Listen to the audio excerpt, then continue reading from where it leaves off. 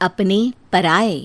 घर की लड़ाइयाँ कितनी भी हो, लेकिन ये भी सच है कि किसी पर कोई आपत्ति हो तो अपना ही परिवार साथ देता है। भैया, मेरे पीछे पुलिस लगी है, प्लीज मुझे बचा लो। रवि और राज दो भाई, लेकिन दोनों में कभी नहीं पटी। अरे क्या हुआ छोटे, क्या कर दिया तूने? अरे कुछ नहीं भैया, मेरा दोस्त है ना राजू, वो मुझे लेकर बैंक गया था। मुझे नहीं पता भैया कि वो वहाँ बैंक लूटने जा रहा है। मैं उसके साथ बैंक में घुसते ही सीसीटीवी कैमरे में दिख गया हूँ। अब पुलिस मुझे ढूंढ रही है भैया, मुझे बचा लो। राज कुछ सोचता है, फिर कहता है, ओके, तुम यहीं रुको, मेरा एक दोस्त पुलिस में है, मैं बात करता हूँ। तभी वहां रवि की बीवी राज की बीवी के साथ आ जाती है। तुम लोगों के घर जब तक पुलिस का आना जाना है, बच्चों को यहीं छोड़ दो, उन पर असर ठीक नहीं पड़ेगा। तभी वहां पुलिस आ जाती है।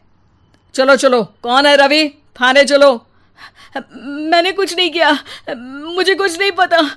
अरे वो तो पुलिस स्टेशन चलकर ही पता चलेगा कि कुछ पता है कि नहीं, चलो। कहानी का फ्लैशबैक। भैया, मुझे मेरे मकान में हक चाहिए ही चाहिए। अरे लेकिन छोटे, अभी मेरे बच्चों पर काफ़ी खर्चा है, तेरी भाभी की भी तबीयत ठीक नहीं रहती, बजट बिल्कुल नहीं है कि मैं अलग होकर रहूं। देख लो भैया, 1 महीना है तुम्हारे पास, जल्दी से घर खाली कर दो। अरे कैसी बात कर रहे हैं भैया, मेरे शरीर में अभी इतनी हिम्मत भी नहीं कि घर को खाली करे। तो क्यों अपना पोषण बेचा भाभी?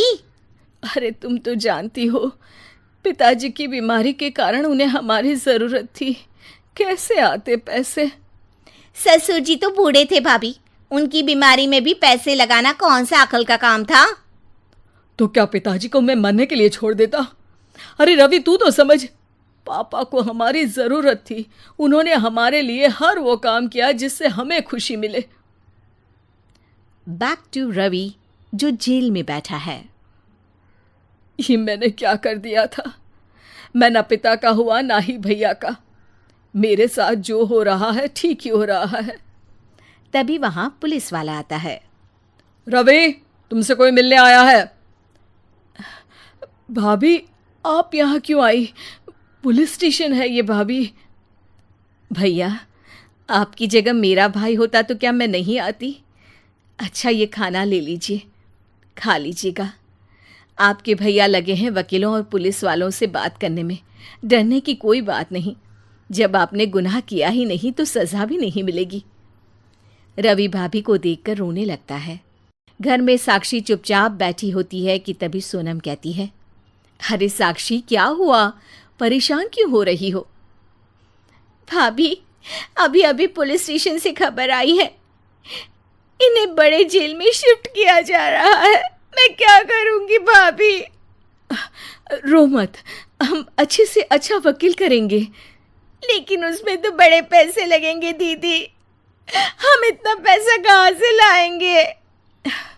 अरे क्यों, ये मकान है ना, और मेरे कुछ गहने भी हैं। साक्षी की आंखों में पानी आ जाता है। पर दीदी, ये तो आप और भैया की मेहनत की कमाई है। पापा के बाद भी तो हम लोगों का सब खत्म हो गया था, पापा को तो बचा नहीं पाए, लेकिन भैया को ज़रूर बचा लेंगे, और भगवान चाहेंगे ना तो दोनों भाई मिलकर इससे भी बड़ा मकान खड़ा कर लेंगे। साक्षी। थोड़ी देर में राज वहाँ आता है। सोनम सही कह रही है साक्षी, पैसों की कमी के कारण किसी भी बेगुनाह को सज़ा नहीं मिलती। राज एक अच्छा सा वकील करता है। सोनम और साक्षी बचाए पैसे और अपने गहनों को बेचकर रवि का केस लड़ते हैं और जल्द ही रवि जेल से बाहर आ जाता है।